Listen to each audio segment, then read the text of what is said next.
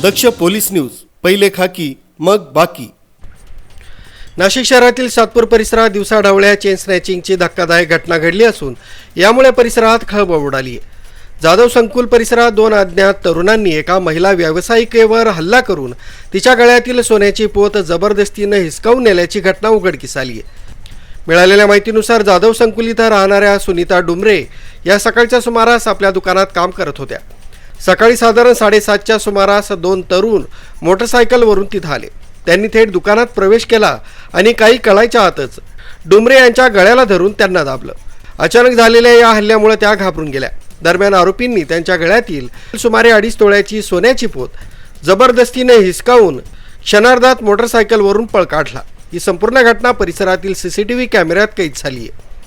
या घटनेनंतर पीडित महिला सुनीता डुमरे यांनी पोलिसांकडे तक्रार केली असून पोलिसांनी सीसीटीव्ही फुटेजच्या आधारे आरोपींचा शोध सुरू केलाय। दरम्यान दिवसाढवळ्या घडलेल्या या प्रकारामुळे परिसरातील नागरिकांमध्ये तीव्र नाराजी व्यक्त केली जाते। सातपूरसारख्या गजबजलेल्या भागात अशा प्रकारे चोरी होणं हे अत्यंत चिंताजनक असल्याचं नागरिकांचं म्हणणं आहे। पोलिसांनी या भागात गस्त वाढवावी आणि गुन्हेगारांना तातडीने अटक करावी अशी मागणी स्थानिक रहिवाशांनी केली। या घटनेमुळे सातपूर परिसरात भीतीचं वातावरण निर्माण झालं असून व्यापारी आणि नागरिकांमध्ये असुरक्षिततेची भावना वाढल्याचं दिसून येत आहे। पोलिसांनी लवकरात लवकर आरोपींना पकडून कडक कारवाई करावी अशी अपेक्षा नागरिकांकडून व्यक्त केली जाते। रेग्युलर प्रमाणे मी माझे काम आवरत होती। दोघ जण आले, त्यांनी माझ्याकडे 1-2 वस्तू घेतल्या। मी त्यांचे पैसे रिटर्न केले।